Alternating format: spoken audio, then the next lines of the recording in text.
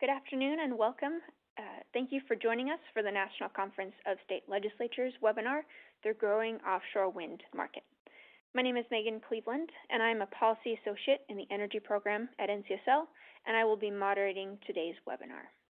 Our presenters today will discuss state action around offshore wind and explore state policies, incentives, and financing structures to encourage and support the development of the U.S. offshore wind industry. Before we begin, I want to mention that the webinar is being recorded, and registrants will be able to access a recording of the webinar as well as presentation slides on NCSL's website. We will send out a notice after the webinar with a link that can be used to access the recording and slides. I'd also like to call your attention to the webinar resources. Above the presentation, you will see a couple of tabs. One of them is labeled Resources, and here you can find and download a PDF version of the PowerPoint. There's another tab labeled Speaker, and this is where you can read bios of today's speakers. You can access these tabs at any time during the presentation. Our speakers today are Nancy Sopko. She is the Director of Offshore Wind Policy and Siting at the American Wind Energy Association, or AWEA. Our second presenter is Nils Bolgen. He is the Program Director of Offshore Wind with the Massachusetts Clean Energy Center. Our presenters will be answering questions after the final presentation. However, we may address some clarifying questions following each presentation.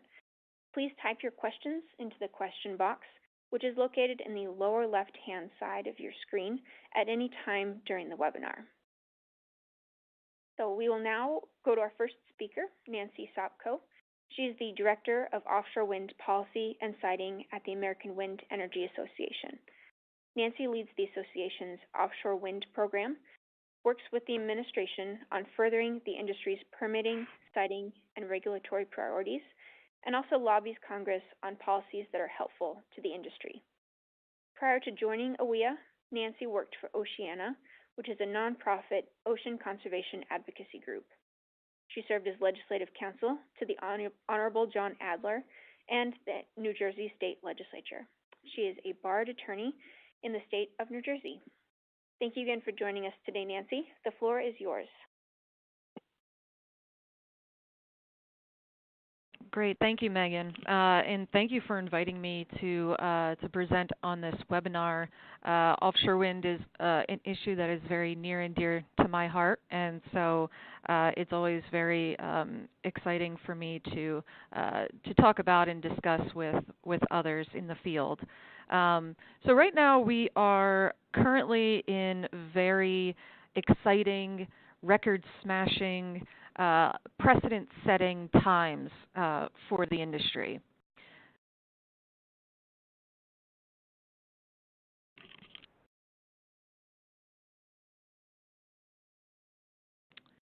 The U.S. currently has one operational offshore wind project with many more on the way. The nation's first commercial offshore wind project, the Block Island Wind Farm, came online in December of 2016. Developed by Deepwater Wind, which is now Ørsted U.S. Offshore Wind, the Block Island Wind Farm is a 30-megawatt project with 5 turbines located 3 miles off the coast of Block Island, Rhode Island, making this project in state waters. And you can see the top right photo in this photo montage is actual footage of the Block Island Wind Farm. The bottom right is workers working on the foundation of each of those turbines at the Block Island Wind Farm, and those foundations were actually welded together in Louisiana by Gulf Island Fabrication. So we see a great synergy there with the oil and gas industry and the oil and gas supply chain. To the left of that picture, we see a map with Block Island, about 20 miles or so off the coast of Rhode Island, and the array of 5 turbines off the coast of Block Island there. So really exciting stuff.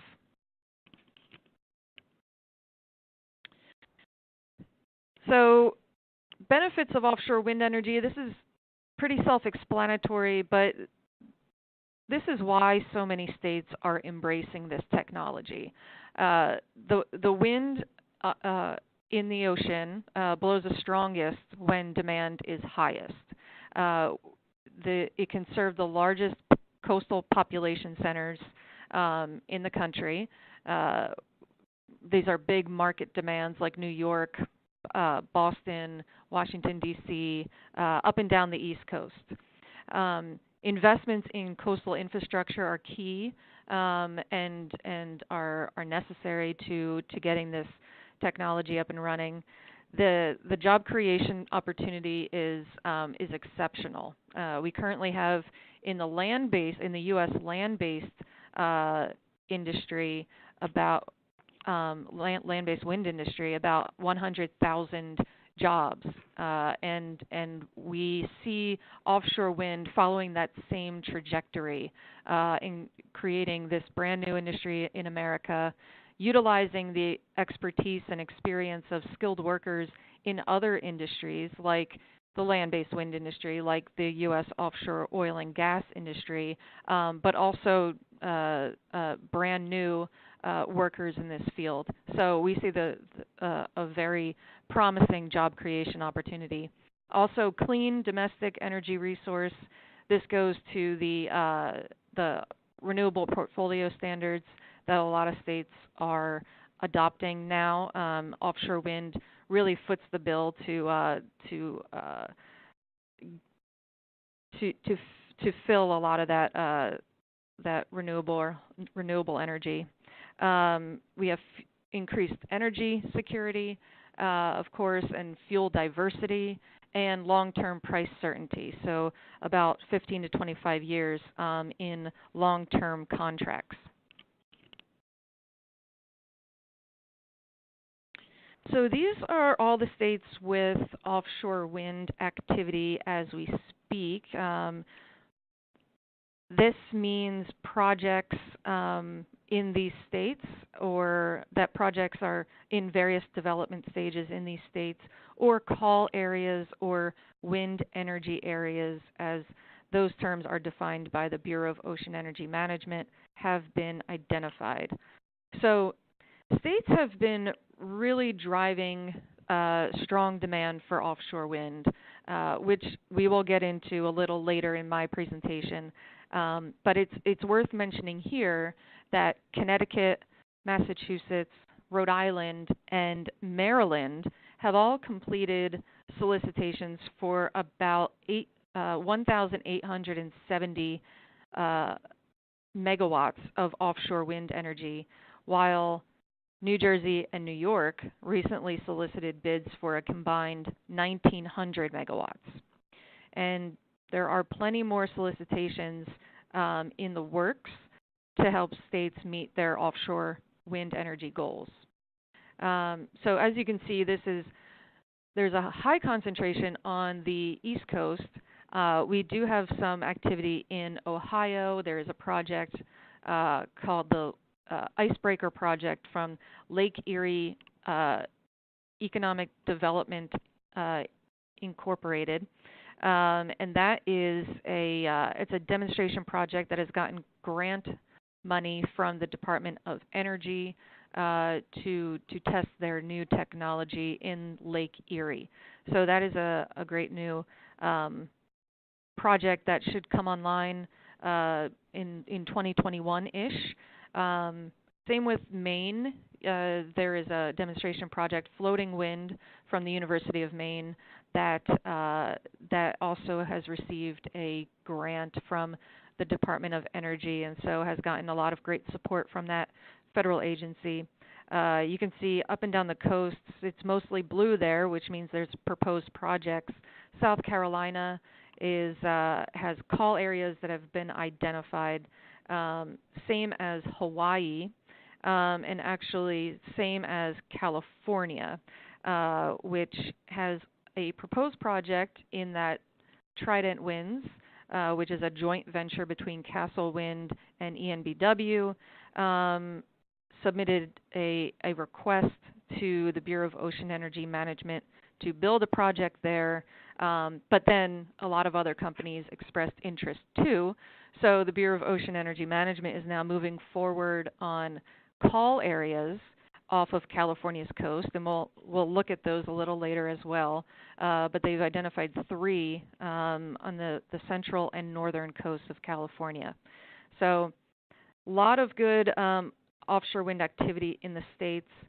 On the federal side, the Department of the Interior's Bureau of Ocean Energy Management has issued 15 active commercial wind energy leases to date, and is in the planning stage for areas off the coast of South Carolina, like I said, California, Hawaii, and additional areas off of New York's coast.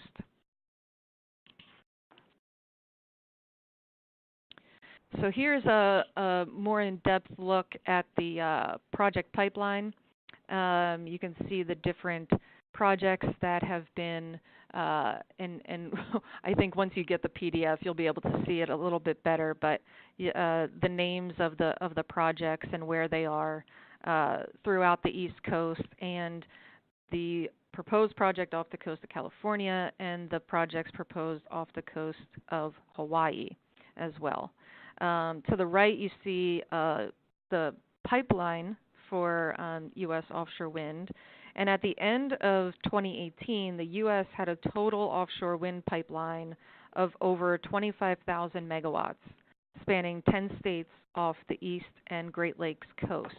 So that 25,000 megawatts includes 2,068 megawatts of project-specific capacity, and approximately 22,000 megawatts of potential capacity in federal lease areas issued to date.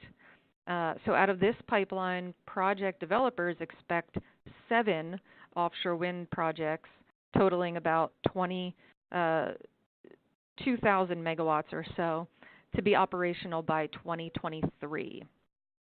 So that is very promising indeed.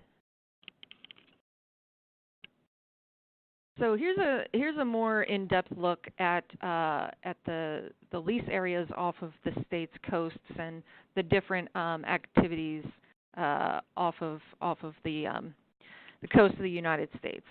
So to your left, the Massachusetts leased areas. That picture should actually be updated because there are not 4 lease areas. There are 5, 2 that were leased a few years ago, and 3 that were just auctioned off at in the middle of December of 2018. So approximately 745,000 acres have now been leased by the Department of the Interior off the coast of Massachusetts. That is a staggering amount of acreage. A few years ago, Bay State Wind, a joint venture between Ørsted and Eversource, was the winner of one of the leases, and Vineyard Wind was the winner of the other lease area a few years ago. Just this past December, Vineyard Wind won another lease area, Equinor won a lease area, and Mayflower Wind LLC, which is a joint venture between Shell and EDPR, also won a lease area. And all of those 3 lease areas that were just auctioned off in December totaled $405 million of the purchase price. So $135 million each for those 3 lease areas auctioned off in December, which shows staggering interest in the offshore wind industry. I'm sure Nils will get into that a little bit later as well. Moving to the center, we have the Rhode Island, Massachusetts lease areas, both of which are owned by Ørsted, formerly Deepwater Wind. And then in New Jersey, we have about 350,000 acres leased. Ørsted owns 1 parcel, and Atlantic Shores LLC owns the other. That is a joint venture between EDF Renewables and Shell. So moving down the coast in Delaware, we have the about 96,000 acres leased to Ørsted, formerly Deepwater Wind. Some of that acreage is going to be plugged into Maryland through the Maryland OREC process, and some of which is being slated to or is applying to be accepted into the New Jersey OREC process. In Maryland, we have two lease areas, both of which are owned by U.S. Wind. So they are also going to plug into Maryland through the OREC process. And then to the right is New York, which is the only leased area off the coast of New York right now. It's about 80,000 acres, and it is owned by Equinor. Like I said earlier, the Bureau of Ocean Energy Management has identified additional call areas off the coast of New York that we are looking to see what they will officially designate as wind energy areas very soon, in the next month or so. Okay, so further down the coast, Virginia has over 100,000 acres that has been leased to Dominion Virginia Power, so that's the utility down there. North Carolina has 3 areas that have been identified off the coast, but only one of them has been leased, and that's the northernmost lease area off the coast of Kitty Hawk. It belongs to Avangrid Renewables. 2 unleased areas in the southern part of the state off the coast of Wilmington are yet unleased. And then lastly, South Carolina, as I mentioned before, has call areas that have been identified. I know there are developers interested in seeing those call areas become wind energy areas and then to be auctioned. This is a picture of the call areas that have been identified off of California's coast. As you can see, one is way north in the Humboldt County area off of Eureka. And the other 2 are all the central coast, off the coast of Morro Bay and Diablo Canyon. So look for hopefully some wind energy areas identified off of California's coast very soon. And then rounding out the state-specific lease areas, Hawaii has 2 call areas that have been identified off the coast of Oahu. And they are, I know there are developers, at least 2 of them, that are interested in moving forward with those lease areas and making them wind energy areas for an auction soon. All right, federal action spurring development. So chief among the federal incentives that spur development is the federal investment tax credit. So currently the ITC is in a phased down approach with the production tax credit for land-based wind. It got a 100% of its value in 2015 and 2016, and then since 2017 it's been slowly phasing down and then silent after 2019. So our members and OWEA are very focused on trying to get some a long-term extension of the ITC soon. So we will keep you posted on that. And the second one is the National Offshore Wind Strategy. This came out in 2016. It was done by DOE and DOI, specifically BOEM, and the staff at DOE and BOEM still consider the National Offshore Wind Strategy their work plan for offshore wind as they move along. One of the items, action items that was identified in the National Offshore Wind Strategy was to develop design envelope guidelines, and they, in a nutshell, provide more flexibility to developers in design choices. So when a developer submits a permit application to BOEM and has in their construction and operations plan a suite of design options. They want those choices, all of the options in that suite, to be considered by BOEM, not just one singular option, because they need greater room to take advantage of technological advancements that could come down the pike before they start to construct the project. So we are very much anticipating final design envelope guidelines sometime this spring.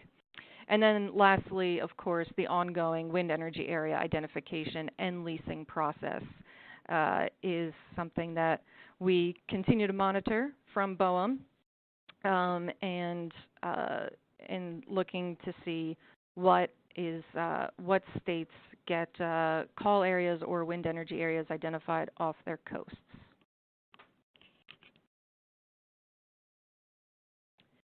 Okay, so this is my last substantive slide, but there's a lot to go through here. So try to be quick, but I know there's a lot here. So if you don't hear something, or if you have a question, please do not hesitate to ask that at the end of the presentations. But there are many, many state policies driving demand here, and I know that Nils will likely get into the Massachusetts stuff in a far more specific and more intelligent way than I will. But so I'll start at New Jersey. In January 2000, well, I'll say the Offshore Wind Economic Development Act of 2010 was kind of the first time the state anticipated offshore wind development. It put together the thought or the idea of developing an offshore renewable energy credit program. It spurred, 1,100 megawatts of offshore wind energy demand and provided $100 million in tax credits for companies that set up shop in the state to manufacture offshore wind parts. That law was largely undealt with for the better part of 8 years. And it's really only been since Governor Murphy came into power in January of 2018 and signed an Executive Order 8, outlining a goal to develop 3,500 megawatts of offshore wind by 2030, and directed his administration to develop an offshore wind plan. And so the state then passed a bill in May of 2018 to increase its offshore wind target from 1,100 megawatts to 3,500 megawatts by 2030, fulfilling Executive Order 8. And then more recently, in September, New Jersey issued its first large-scale solicitation for 1,100 megawatts, which is the largest offshore wind solicitation to date. And winners will be chosen by July 2019. In Maryland, we have the Offshore Wind Energy Act of 2013 that set up the OREC program there, and that has been kind of moving things along in that state. But more recently, we have the Clean Energy and the Offshore Wind Energy Act of 2013 in Maryland provided like a 250 megawatt carve out for offshore wind. The Clean Energy Jobs Act, which is now the bill that's being considered, provides for about 1,200 megawatt carve out for offshore wind. So we are eager to see that become law. In Massachusetts, like I said, Nils is going to get into this much better than I, but I will say Massachusetts passed a law in August of 2016 requiring the utilities in the states to procure 1,600 megawatts of offshore wind power by 2027. And the state recently passed a new law, an Act to Advance Clean Energy, in August 2018 that could double the offshore wind target to 3,200 megawatts by 2035 if certain factors are determined to have been met. New York is doing a lot of great work here. We had a commitment of 2,400 megawatts by 2030. New York just upped their game in the State of the State address in January. Governor Cuomo committed to buying 9 gigawatts of offshore wind energy by 2035. So that is a great big commitment there. Connecticut is now considering a proposal to buy about 2,000 megawatts of offshore wind energy by 2030. So they are very much getting in the game, and they have already purchased about 300 megawatts of power from Ørsted in their Revolution Wind project.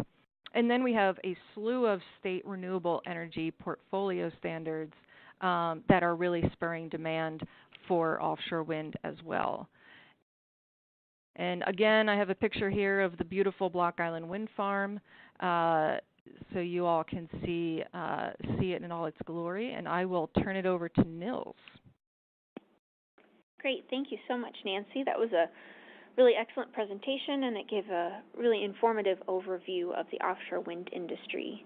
Please remember, if you have any questions for our presenters, to type them in the chat box on the left-hand side at any time, and we will cover those after the second presentation. So with that, we will turn over to our second speaker today, which is Nils Bolgen. Nils has 30-plus years of experience supporting public sector programs for clean and renewable energy. In his current role as Program Director for Offshore Wind at the Massachusetts Clean Energy Center, he manages a variety of initiatives designed to accelerate the responsible development of offshore wind and increase related economic activity and jobs in Massachusetts. Nils has a Bachelor's of Science in Physics from North Adams State College in Massachusetts, as well as a Master's of International Planning from Arizona State University. Nils, I will turn it over to you. Well, thank you, Jessica, and good afternoon, everyone. I'll start with maybe just a word about the Massachusetts Clean Energy Center. We are a state economic development agency. Our mission, though, is focused on clean energy, growing the state's clean energy economy while helping to meet the Commonwealth's clean energy, climate, and economic development goals.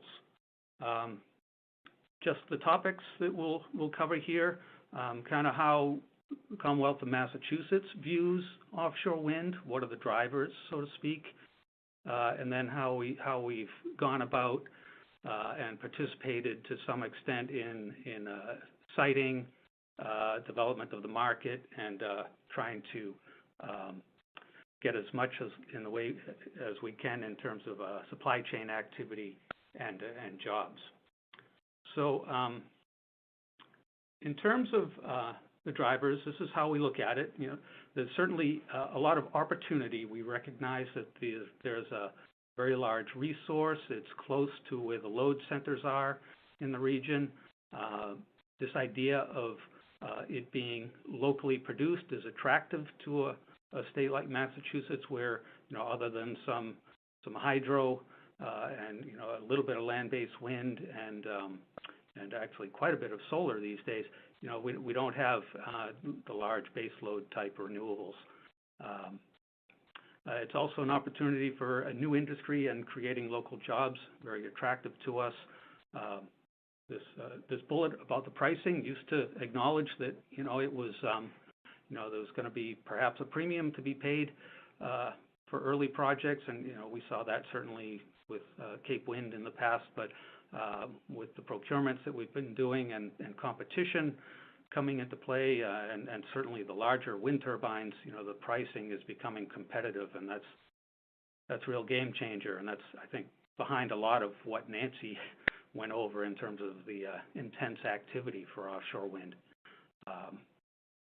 On the last two, I think I'll jump to the next slides.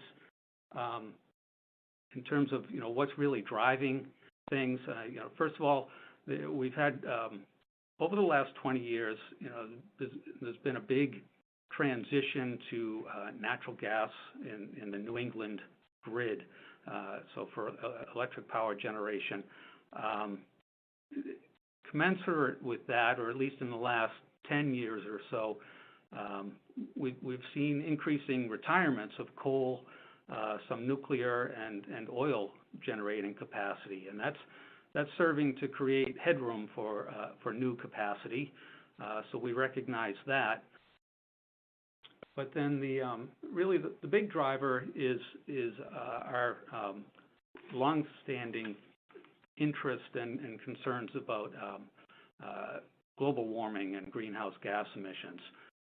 Back in 2008, Massachusetts passed a law that mandates greenhouse gas emission reductions. We're required to get to 25% below our 1990 baseline level by 2020, which turns out is next year. Further, much more dramatic reductions by 2050, which 30 years from now may seem like a long time to some people, but when you've spent 35 years in a career, it doesn't look like that long anymore. But this is really the big driver and the big pull for offshore wind in the region, and it's our commitments in relation to greenhouse gases. And just as a bit of a punctuation point to kind of wrap up these points, electric load concentrated along the East Coast.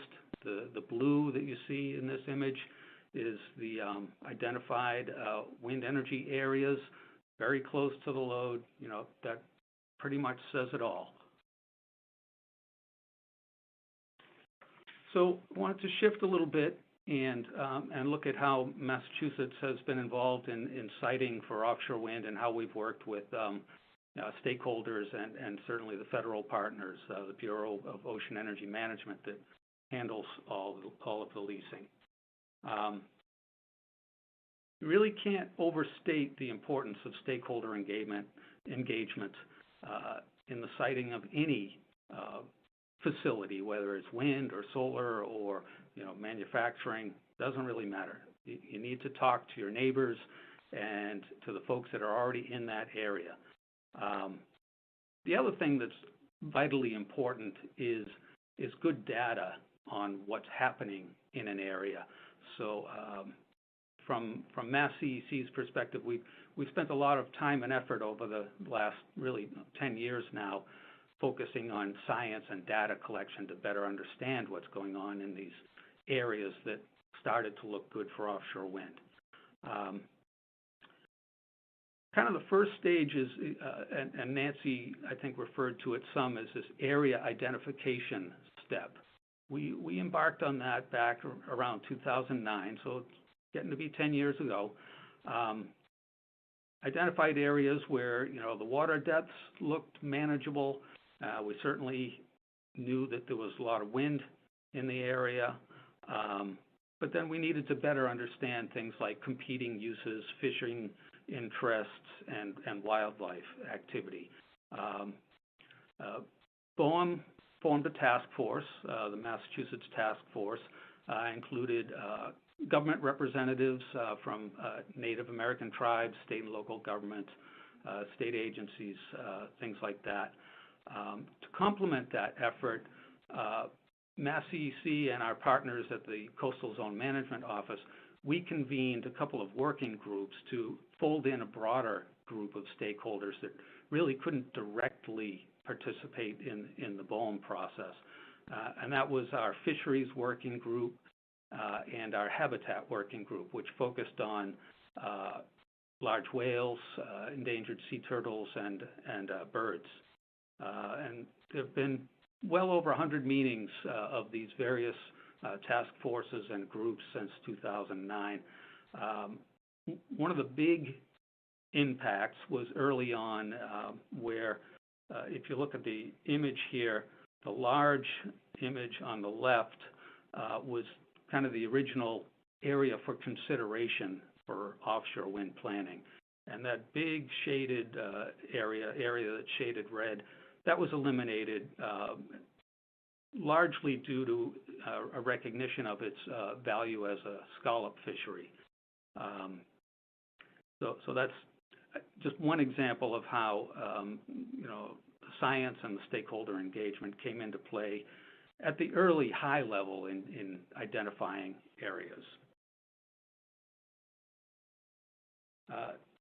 This is what we have today for the lease areas we like to refer to it as southern New England. You see the two areas on the west. They are the two parcels or the two leases in what's called the Rhode Island, Massachusetts area. That was mapped out by the state of Rhode Island and its university partners through its well-known special area management plan process. And that's right adjacent to the Mass wind energy area, which, as Nancy mentioned, it's now broken up into 5 separate lease areas. Before the leasing that we did, or that BOEM did back in December, what was 2 areas, which were, one of which was substantially larger than any of the existing areas, it was decided to break them up into 3 areas. And so that was the lease process that we went through back in December. And one of the things that's, well, I wanted to add that, so we have 5 leases in the Massachusetts area, held by 4 different companies. Vineyard Wind owns 2 of the lease areas at this point.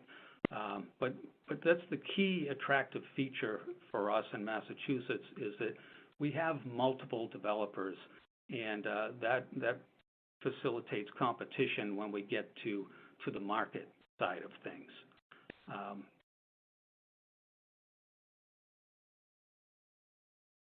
So that's siting at the high level. And I mentioned that, we've been engaged with stakeholders for many years, meeting with Fisheries Working Group, for example. But nothing focuses attention like getting dots on a map, if you will, with the first projects, whether it's by Ørsted or Vineyard Wind or Deepwater Wind, with them starting to identify, what size turbine they might be using and where they may be located, what the spacing would be. Those dots on the map have really, focused the engagement and the conversation, and especially with respect to fisheries issues. So it's sort of like micro-siting, but beginning last year in the Fisheries Working Group, there started to be a lot of attention focused on things like the fishing industry identified a need for some transit lanes through the areas where turbines would be deployed, where, acknowledging that the turbine spacing is getting out to around 1 mile, given the size of turbines these days. There was an interest, though, to provide a broader passageway for those times that, maybe, are relatively rare, but they're critical times when there's storms in the area and the fishing fleet needs to get back to port as soon as possible. So there's been a lot of discussion in those areas now. State agencies have been involved, federal agencies, fisheries associations, and the work in that area is coming along. But that's part of being first, is that you kind of end up having to tackle these issues in real time, and that's what's going on now. Let's see. One of the other things that we've done at the state level is recognizing the need for data on what's happening in the wind areas. Back in 2011, we launched an effort, which initially it was a state effort, but after a year or so, we ended up partnering with BOEM on it. And we sponsored aerial surveys to document the presence of large whales, sea turtles, and birds in the areas. And we're going on our, we used to call it, label it by years of the campaign, but there's been a little bit of spillover and overlap between years, so we're now just calling it our 5th campaign that we're in, doing aerial flights over the areas in kind of a regular pattern. Especially, it's the New England Aquarium that is doing these surveys for whales and turtles. They have a randomizing procedure where they sort of begin the survey at random locations, but they still follow the same pattern. We used the College of Staten Island in New York as the survey contractor for birds. We only did three and a half years, on that, because we felt like we had sufficient data. It did result in some trimming away of the lease areas, but especially the data on activities of the North Atlantic right whale, which is critically endangered. That's leading to understanding of when are the best times to do installation activities, which could involve pile driving, which could be annoying to the whales, and this data is all informing the permitting process.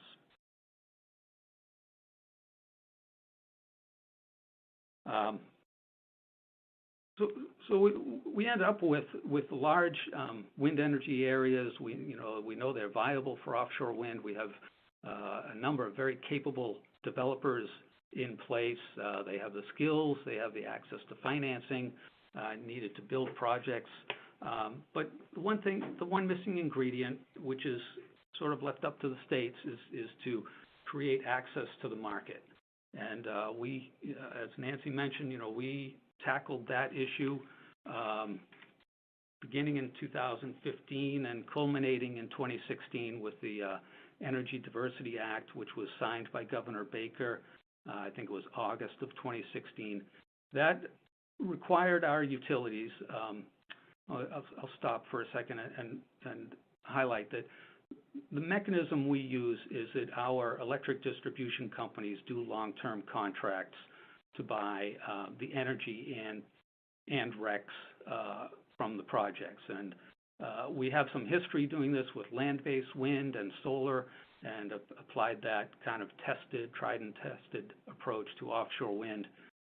First solicitation was launched in 2017, and the announcement of Vineyard Wind came out in spring of 2018. More recently, especially seeing the attractive price that we got on the Vineyard Wind proposal and the other proposals, our legislature passed another bill, and the governor signed a bill that included provisions to double the procurement level up to 3,200. But there's a study that needs to be done by the Department of Energy Resources. They are looking at sort of things like the necessity of doing long-term contracts for this, transmission, to what extent should transmission be coordinated if we get that far down the road in development, and other issues like that. So the Department of Energy Resources is in a kind of a stakeholder and public input process right now. They have a request for information out with comments due, I believe it's March 1st, next week. But depending on how that goes, they have the authority to increase the requirement. This doesn't have to go back to the legislature.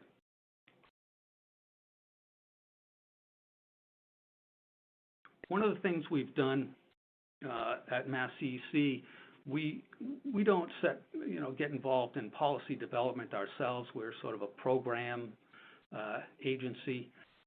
But we do sometimes fund studies that can help inform the direction of policy. And this is one of the things we did back in 2014, kind of a basic question.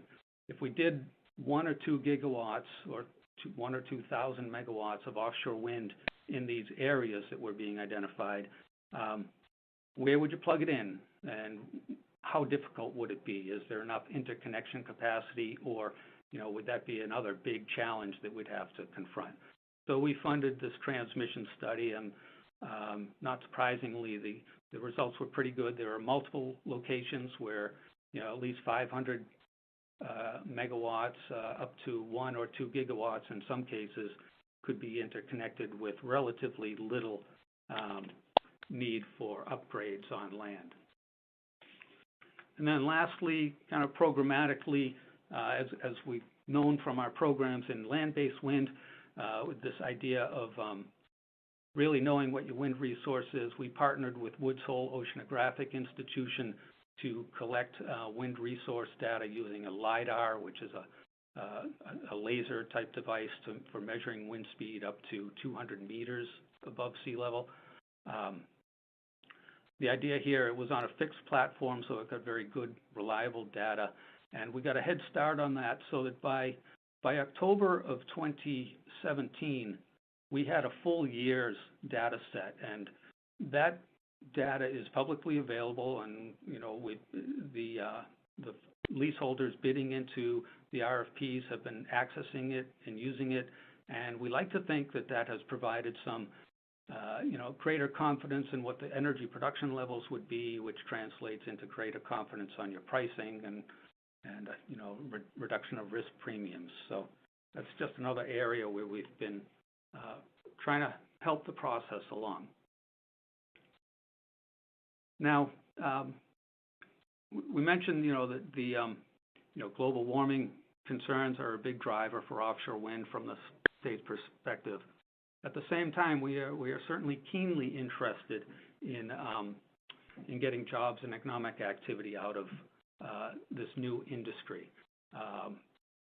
One way that can be done is by investing in infrastructure. We have a wind blade test facility and a marine commerce terminal. The marine commerce terminal was purpose-built for offshore wind. It was built with Cape Wind in mind, but it is to the standards that it's going to be very useful for deployment of offshore wind. And the idea behind that is that with deployment activity, there's a lot of other ancillary activity that translates into economic activity and jobs in the region. So the Marine Commerce Terminal, the 3 leaseholders at the time, they all signed letters of intent to use it. Once Vineyard Wind was selected for their first project, we signed a lease with Vineyard Wind last September, and so they're locked into using the facility for an 18-month period beginning in, 2020.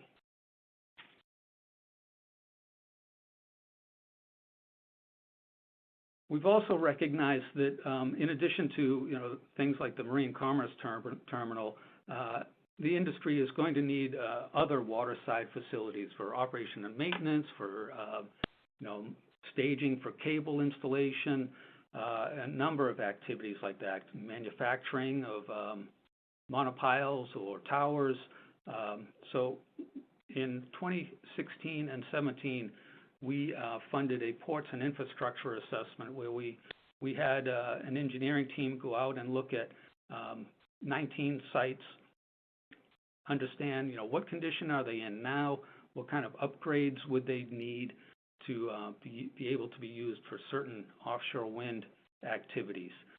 So we have that what we think is a very valuable resource. It's on our website, and we use that information in kind of the big area of activity for us these days, and that's in doing everything we can to get the supply chain to establish in Massachusetts, as much as possible. And we do this kind of 2 ways. One is sort of a business-to-business approach. We've sponsored 2 supply chain forums where we allow Massachusetts companies to connect with the big companies that would be kind of the major contractors to the offshore wind developers.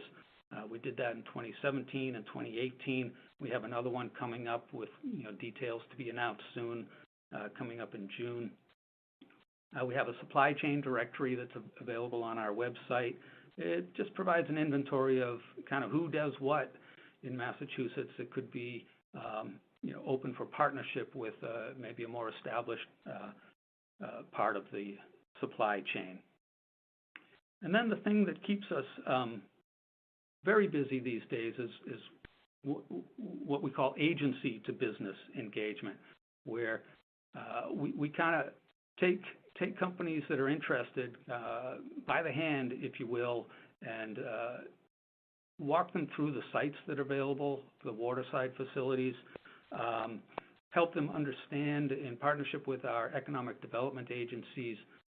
We help them understand what kind of economic incentives are available in Massachusetts, get them into those processes so that they can get as much incentive as possible to set up shop in Massachusetts. And that's a big area for us these days. That and doing what we can to get the workforce trained and ready so that as many workers as possible involved in the deployment and the operation and maintenance of these facilities will be local. We partnered with several of our academic institutions to do a workforce needs and opportunities assessment. We finished that last year, and now we're in the process of providing funding to colleges and universities that want to stand up some workforce training programs. We hope to have some announcements coming out in that area quite soon. And well, there's some of the details on that, which I think in the interest of time we will skip and jump right to the last but not least area, which is it sort of closes the loop on the supply chain and looks at the innovation side of the supply chain, recognizing that we have a great wealth of academic and research institutions in Massachusetts. We think there's a lot of them have experience with land-based wind and some offshore wind already. We think there's good opportunities for partnering with industry and with other agencies. We've done some cost sharing on research projects with BOEM, for example. Our goal here is that we want to build up this side of the supply chain and maximize the amount of research done in Massachusetts on offshore wind. Probably aware to some folks that we did make a push on the National Research Consortium on administering that. We lost out to New York on that, but we're very happy to say that we are a member of the National Offshore Wind R&D Consortium that's being launched by NYSERDA, and that's a really great area for states to be working together. So that's all good. And that really concludes my comments. Just to summarize that there's a lot of opportunity there, and as Nancy said, it really is exciting times in offshore wind. So look forward to some questions. Great. Thank you so much, Nils. That was excellent. It was a really great deep dive into the offshore wind industry in Massachusetts. So now we have a few moments for questions for our speakers. Remember, if you have any questions, you can continue to enter them in the chat box on the bottom left side of your screen. First question that we will cover is, I know you both have done a really great job at illuminating the benefits of offshore wind for coastal states. Could you speak to perhaps the benefits of offshore wind for inland states for our landlocked viewers today? Yeah, sure. I can start on that. So I would say there's a lot of opportunity for states that are in kind of the Rust Belt, that are in the kind of center of the country doing a lot of work with steel. Steel is a major component in wind turbines, towers, and blades. And so if there's a state that has historically worked in manufacturing steel, I would say Ohio, Michigan, those types of Midwestern states are very primed to benefit from offshore wind development. Great, thank you. Thank you. Our next question that we'll cover, there's been a lot of concern among states within the onshore wind industry about interactions between land-based turbines and military facilities and operations. I was wondering if any of those concerns have come up in the offshore industry, and if so, how are they being addressed, and how states could mitigate any potential interactions between offshore wind facilities and military installations or operations? Sure, I can kind of start on that one as well, and Nils can jump in if I've missed anything. But on the offshore wind side, there have been issues that arise with the DoD military exercises, and specifically the Navy and some Marine Corps exercises on the coasts, and we've seen, I'm not sure if how widely disseminated they are, but we've seen maps that have been released from DoD and the Navy that basically have red splotches all along the western coast of the United States and the eastern coast of the United States, and I know that Hawaii is also going through some challenges trying to find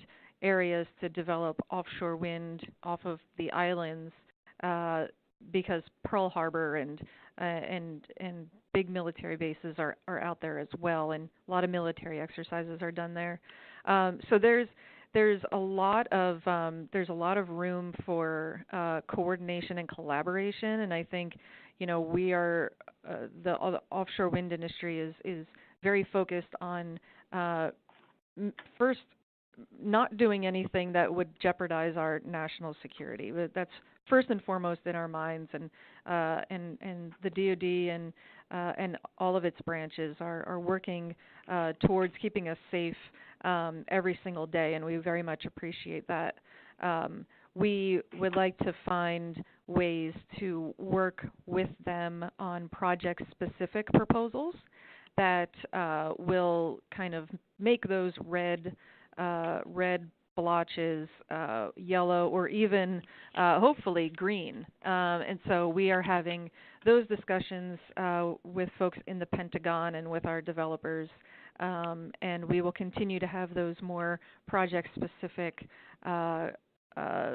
discussions as we move forward, so that we can kind of get more to a neutral or a yes from the Navy and the DoD in general. Yeah, Megan, I would second all of that, and maybe just summarize it or sum it up in engagement, education, and it's education in both directions, and probably patience and flexibility. Great, thank you both.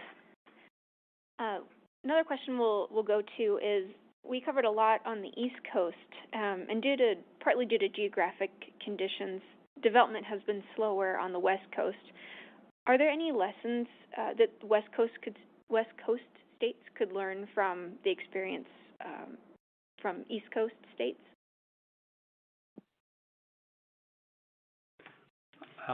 It's Nils. I think the level of engagement, so for example, on fisheries,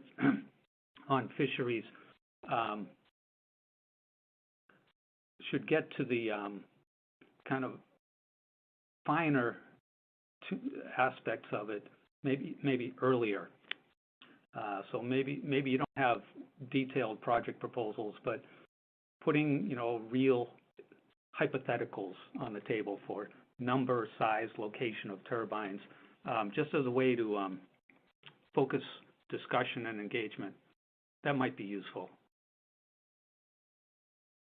Yeah, and I would add all of that I agree with.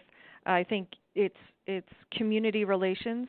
So the coastal communities that are going to be most directly impacted by offshore wind development, we need to start those conversations early, often, and have those conversations continuous throughout the planning stages and the various development stages, and that's with the coastal communities, but it's also with the fishermen, as Nils stated. It's also with the different stakeholders that are using the ocean, like the Navy and the DoD, also with the environmental organizations to make sure that marine life is protected while we pursue this clean energy resource.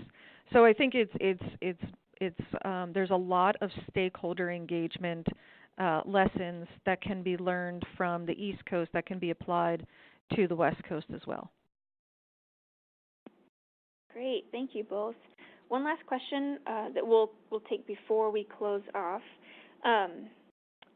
Could you briefly talk about the role of state legislators and what they can do if they're interested in developing offshore wind in their state?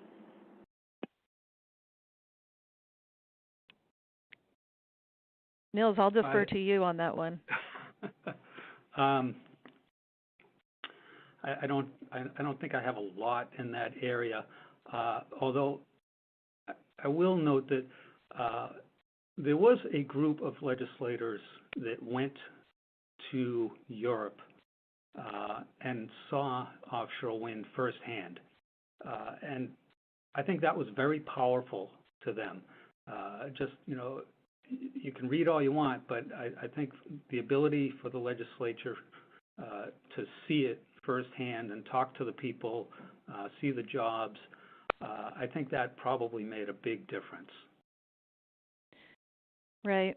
And I would just add that, if a state legislator is interested in pursuing offshore wind off of their state's coast, they should get their colleagues together and come up with one of these great bills that we mentioned during today's webinar, and use one of those bills as a model to pursue in their state legislature to get their governors to sign, because as we've seen, there are numerous policies that are driving demand in the states, and the first movers are going to reap the most benefits. Massachusetts knows that, Rhode Island knows that, and I think the lessons are being learned as we go down the East Coast and soon on the West Coast. So I think there's a lot of great opportunity and a lot of great models and examples for states that aren't yet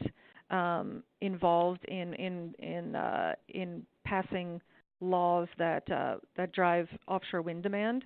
And it's also, pushing on their governors to, if they haven't already, request that the Bureau of Ocean Energy Management start a intergovernmental task force process with that state, which is the first step towards developing renewable energy off of that state's coast.